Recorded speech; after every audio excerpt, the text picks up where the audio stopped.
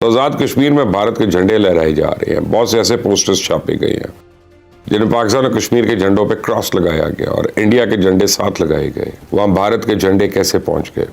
पाकिस्तान की 76 साल तारीख में जो चीज नहीं हुई वो अब हो गई है। कौन है जो इन तमाम झंडों को प्रिंट करके दे रहा है? कौन है जो ये झंडे जगह जगह लगा रहा है? सर, तबाही निकल गई है, तबाही निकल गई है। मैं आपको ग्राउंड की सिचुएशन बता रहा हूं कि बहुत शदीद गुस्सा है।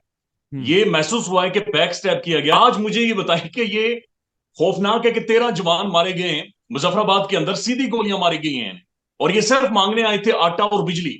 लेकिन वहां पे लोग जो है वो डेड बॉडीज लेके सड़कों पे आ गए। अब तो जो मुतालबात बिजली और आटे के थे वो और तरफ बढ़ गए हैं। अब जाहिर है कि वो कह रहे हैं कि जी ये लोग जो जाँ बाक हुए हैं इनके हवाले से अब अलग मुतालबात किए जा रहे हैं। हुकूमत के मुताबिक वहां सिविल नाफरमानी की तहरीक का आगाज हो चुका है। लगातार चौथे रोज भी एहतजाज, मारधाड़, जलाओ घेराव, पथराव और शेलिंग हुई। तहरीक को उस नहज पर ना लेके जाए कि इसका नतीजा कुछ और निकले। कश्मीरियों को आज बैक स्टेप किया गया है। ये तस्वीरें जो स्क्रीन पर आप दिखा रहे हैं ना, कश्मीरी झंडे में लपेटे हुए नौजवानों की लाशें पड़े हुए हैं। अब इन 3 रोज के दौरान पूरी दुनिया में मुल्क की जग हसाई हुई। दुश्मन मुल्क की तरफ से जारी तो कश्मीरी जाहिर है वो आंखों से अंधे और कानों से बहरे नहीं है कि दूसरे कश्मीर जो जिसको आप कहते हैं मकबूजा कश्मीर, उसके हालात क्या है। कि दुश्मन मुल्क इसका भरपूर फायदा उठाने की मुसलसल कोशिश कर रहा है। वहां पे दुबई की अमार कंपनी आके माल ऑफ कश्मीर बना रही है। दुनिया का सबसे हाईएस्ट ब्रिज बन चुका है, हॉस्पिटल्स बन रहे हैं, क्योंकि उसकी वजह यह है कि आपके बॉर्डर के दूसरी तरफ तो दूध की नहरें हैं। हेलो फ्रेंड्स, जय हिंद। हिंदुस्तान स्पेशल में आपका स्वागत है। दोस्तों, पाकिस्तान का कब्जे वाला कश्मीर पिछले 4 दिनों से युद्ध का मैदान बना हुआ है।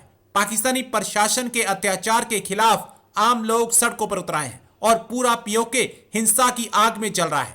पाकिस्तान ने विरोध को दबाने के लिए हिंसक दमन शुरू कर दिया है और पाकिस्तानी सेना निहत्थे लोगों पर गोलियां चला रही है। सोमवार को पाकिस्तानी रेंजर्स की गोलीबारी में 6 नागरिकों की मौत हो गई। बावजूद इसके पीओके में विरोध प्रदर्शन कम होने का नाम नहीं ले रहा। सोमवार को पाकिस्तानी प्राइम मिनिस्टर ने सब्सिडी पैकेज का लालच देकर मनाने की कोशिश की, लेकिन घाटी के लोगों ने इस्लामाबाद के झांसे में आने से साफ इनकार कर दिया। पाकिस्तान के कब्जे वाले कश्मीर में लोगों का गुस्सा अचानक नहीं फूट पड़ा। इसकी आग काफी समय से सुलग रही थी, जो अब भड़क उठी है। पाकिस्तान इस समय इतिहास के सबसे बड़े आर्थिक संकट से जूझ रहा है। कंगाल पाकिस्तान के पास अब लोगों को दी जाने वाली सब्सिडी भी बंद कर दी गई है। तो आज़ाद कश्मीर में भारत के झंडे लहराए जा रहे हैं। बहुत से ऐसे पोस्टर्स छापे गए हैं जिनमें पाकिस्तान और कश्मीर के झंडों पे क्रॉस लगाया गया और इंडिया के झंडे साथ लगाए गए। कौन है जो इन तमाम झंडों को प्रिंट करके दे रहा है? कौन है जो ये झंडे जगह जगह लगा रहा है? और अवामी जज्बात को भड़काने के लिए कौन वहां अपने मकासद हासिल करना चाहता है? इन तमाम चीज़ों की तहकीकात होनी चाहिए और इस मसले का जल्द से जल्द कोई हल भी निकालना चाहिए ताकि कोई हमसाया मुल्क या कोई दुश्मन इसका फ़ायदा ना उठा सके। उम्मीद तो है कि पाकिस्तान की हुकूमत इस मामले को ज़रा संजीदगी से हल करने की कोशिश करेगी और हमेशा की तरह मसले को डंग टपाव नहीं करेगी। यानी कि कर लो 4 दिन के बाद कोई और इमरजेंसी आ जाएगी, बम फट जाएगा, कुछ हो जाएगा, तो लोग इसको भूल जाएंगे। लोग अब नहीं भूल रहे हैं। सर, तबाही निकल गई है, तबाही निकल गई है। मैं आपको ग्राउंड की सिचुएशन बता रहा हूं कि बहुत शदीद गुस्सा है। ये महसूस हुआ है कि बैक स्टेप किया गया है। तलत हुसैन साहब ने ट्वीट भी इस हवाले से किया है कि कश्मीरियों को आज बैक स्टेप किया गया है। ये तस्वीरें जो स्क्रीन पर आप दिखा रहे हैं ना, कश्मीरी झंडे में लपेटे हुए नौजवानों की लाशें पड़े हुए हैं। ये सब तस्वीरें हम खबरनामे में देखते थे मकबूजा कश्मीर की, कि जहां पर इंडियन फोर्सेस मारती थी। आज मुझे ये बताइए कि ये खौफनाक है कि 13 जवान मारे गए हैं मुजफ्फराबाद के अंदर, सीधी गोलियां मारी गई हैं और ये सिर्फ मांगने आए थे आटा और बिजली। इसके अलावा कोई इनकार। आपको मैं कट करूंगा, बिल्कुल एग्जैक्ट मेरा सेंटिमेंट है। आजकल तो आपको पता है कि कश्मीर के हवाले से हमारा टीवी कुछ नहीं दिखाता, लेकिन जब हम बड़े हो रहे थे ना, रोजाना रात का जो खबरनामा होता था ना, उसके अंदर एक स्पेसिफिकली टारगेट करके कश्मीर का एक 5-6 मिनट की क्लिप्स दिखाए जाते थे। आजाद कश्मीर के वजीर आजम की हेड ऑफ द स्टेट की कि मैंने रेंजर्स नहीं बुलाए, मैंने इस्लामाबाद से रेंजर्स को बुलाने का हुक्म नहीं दिया, मुझे कोई नहीं पता क्या हुआ है, मुझे कोई नहीं पता किसने गोलियां चलाई हैं।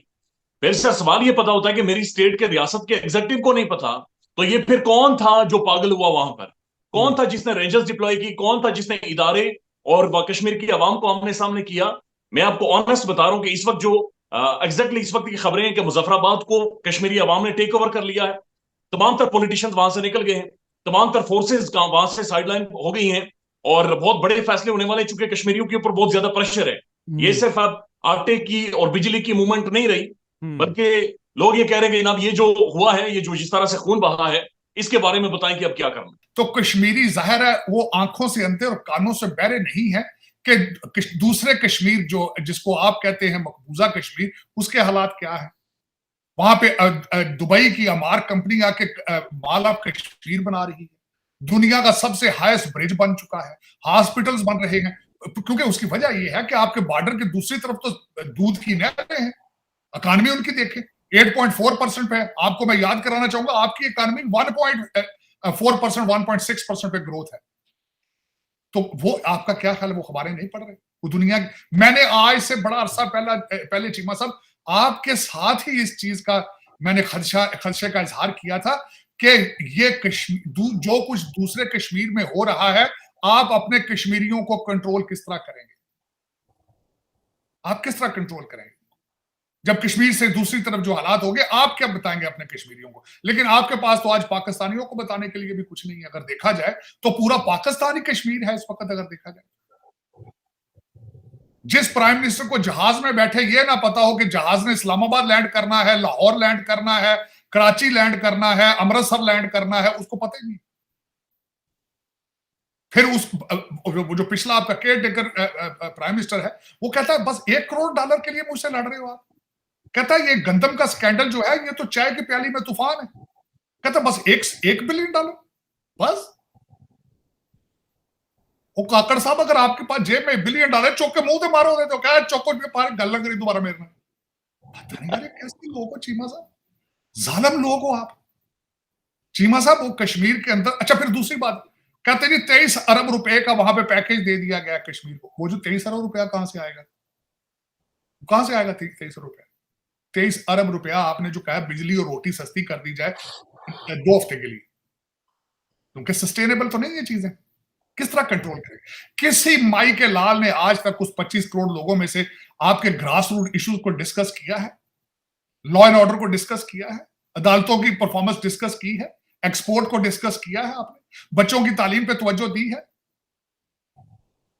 चीमा साहब ये है दर हकीकत। मैं अब आपको क्या बताऊं कि आप किस डायरेक्शन में जा रहे हैं। आज की डिस्कशन क्या हो रही है, मैं इस पे बात करता हूं। आज क्या करें, कहते हैं जी हमने यारा त्यारे हम इराक को बेचेंगे तो यार दूध की नहरें चलेंगी। ये नहीं पता वो $1 बिलियन के बिके हैं, पता नहीं वो $1 बिलियन पाकिस्तान आना भी है नहीं आना, क्योंकि इराक के साथ तो दुबई है, इराक के करीब तो दुबई है भाई, जहां आपका $11 बिलियन पहले पड़ा है। और वो जो त्यारे बेच रहे हैं वो चाइना के बने हुए होने, आप यहाँ के तो बने हुए नहीं होने, सिर्फ उनका नाम J-17 है।